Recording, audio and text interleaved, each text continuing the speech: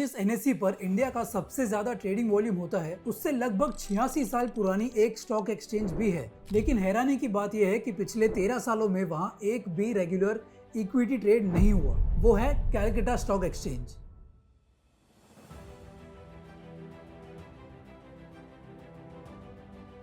तो आखिर ऐसा क्या हुआ, चलिए समझते हैं। आज मुंबई को इंडिया की फाइनेंशियल कैपिटल माना जाता है, लेकिन ब्रिटिश एरा में ये पोजीशन कोलकाता के पास थी। टी, जूट, कोल, इंजीनियरिंग और शिपिंग जैसे बड़े इंडस्ट्रीज का सेंटर कोलकाता था। ब्रिटिश कंपनीज के हेडक्वार्टर्स भी यहीं हुआ करते थे। और जहां बिजनेस हो वहां पैसा होता है, और जहां पैसा हो वहां स्टॉक मार्केट डेवलप भी होता ही है। इसी बैकग्राउंड में 1908 में कैलकाटा स्टॉक एक्सचेंज की ऑफिशियल शुरुआत हुई। इंटरेस्टिंगली, इससे पहले शेयर ट्रेडिंग कोलकाता में एक नीम के पेड़ के नीचे इनफॉर्मल तरीके से होती थी।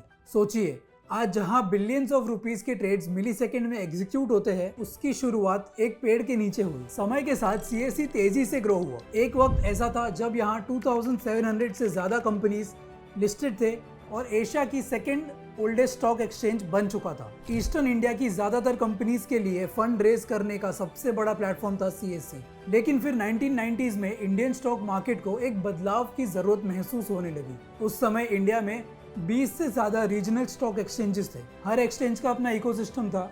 ट्रेडिंग लार्जली मैन्युअली होती थी। ऑर्डर्स फोन या ब्रोकर्स के थ्रू प्लेस होते थे और सेटलमेंट में कई दिन लग जाते थे। ट्रांसपेरेंसी भी लिमिटेड थी। इसी बीच 1992 का हर्षद मेहता स्कैम सामने आया, जिसने पूरे फाइनेंशियल सिस्टम की कमियों को एक्सपोज कर दिया। इसी के बाद रेगुलेटर्स ने रियलाइज किया कि इंडिया को एक स्टॉक एक्सचेंज की जरूरत होगी जो टेक्नोलॉजी ड्रिवन हो, ट्रांसपेरेंट हो और पूरे देश को एक प्लेटफॉर्म पर कनेक्ट कर सके।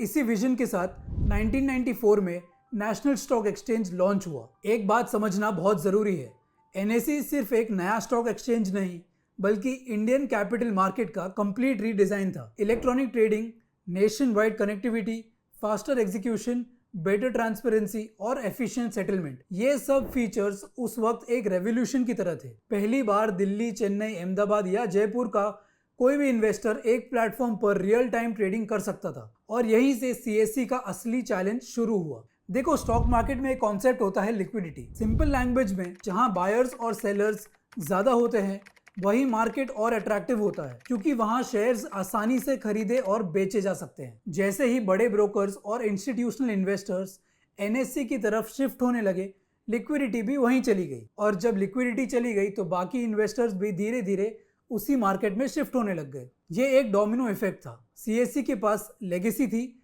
लेकिन ट्रेडिंग वॉल्यूम्स लगातार गिरता गया। फिर 2001 में केतन पारेख स्कैम ने इन्वेस्टर्स कॉन्फिडेंस को एक और बड़ा झटका दिया। इसके बाद रेगुलेशंस और स्ट्रिक्ट हुए।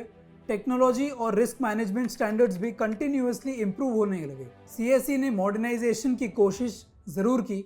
1997 में उसने अपना इलेक्ट्रॉनिक ट्रेडिंग प्लेटफॉर्म सी स्टार लॉन्च भी किया, और 2007 में बीएसई ने उसमें 5% स्टेक लेकर सपोर्ट भी दिया। लेकिन तब तक मार्केट का मोमेंटम एनएसई और बीएसई के पास जा चुका था। आखिरकार 2013 तक कैलकाटा स्टॉक एक्सचेंज में रेगुलर इक्विटी ट्रेडिंग प्रैक्टिकली बंद हो गई। और यहाँ एक और इंटरेस्टिंग फैक्ट है। बहुत लोगों को लगता है कि सीएसई हमेशा के लिए बंद हो गई है, लेकिन टेक्निकली ऐसा नहीं है। एक्सचेंज का कॉर्पोरेट एंटिटी आज भी एग्जिस्ट करता है, बिल्डिंग भी वही है, सिर्फ रेगुलर इक्विटी ट्रेडिंग नहीं होती। अब एक नया ट्विस्ट है। जून 2026 में वेस्ट बंगाल गवर्नमेंट ने सीएसई को रिवाइव करने का प्रपोजल दिया। सरकार का मानना है कि अगर कोलकाता को दोबारा फाइनेंशियल हब बनना है तो सीएसई जैसे इंस्टीट्यूशंस को एक सेकेंड इनिंग्स मिलनी ही चाहिए। लेकिन प्रपोजल देना और एक्सचेंज को रिवाइव करना दोनों अलग बातें हैं। रिवाइवल के लिए सेबी के अप्रूवल्स चाहिए, मॉडर्न टेक्नोलॉजी इंफ्रास्ट्रक्चर बनाना होगा, ब्रोकर्स और इन्वेस्टर्स को वापस लाना होगा, और सबसे बड़ा चैलेंज है लिक्विडिटी क्रिएट करना, क्योंकि स्टॉक एक्सचेंज की असली वैल्यू उसकी बिल्डिंग से नहीं बल्कि उस पर होने वाली ट्रेड्स से बनती है। और शायद इसी कैलकाटा स्टॉक एक्सचेंज की स्टोरी सिर्फ एक स्टॉक एक्सचेंज की कहानी नहीं है, यह हमें एक बहुत बड़ा लेसन देती है। फाइनेंस की दुनिया में सिर्फ हिस्ट्री काफ़ी नहीं होती। अगर आप टेक्नोलॉजी के साथ इवॉल्व नहीं करते तो चाहे आप 117 साल पुराने क्यों ना हो, मार्केट आगे बढ़ जाता है। अब देखना है कि कैलकाटा स्टॉक एक्सचेंज सच में सेकेंड इनिंग्स खेल पाएगी या फिर इंडिया के फाइनेंशियल हिस्ट्री का एक गोल्डन चैप्टर बन के ही रह जाएगी। तो ऐसी इंटरेस्टिंग इनसाइट्स के लिए हमें फॉलो करते रहिए। This is Akshay Jain signing off. Thank you. Investments in securities market are subject to market risks. Read all the related documents carefully before investing.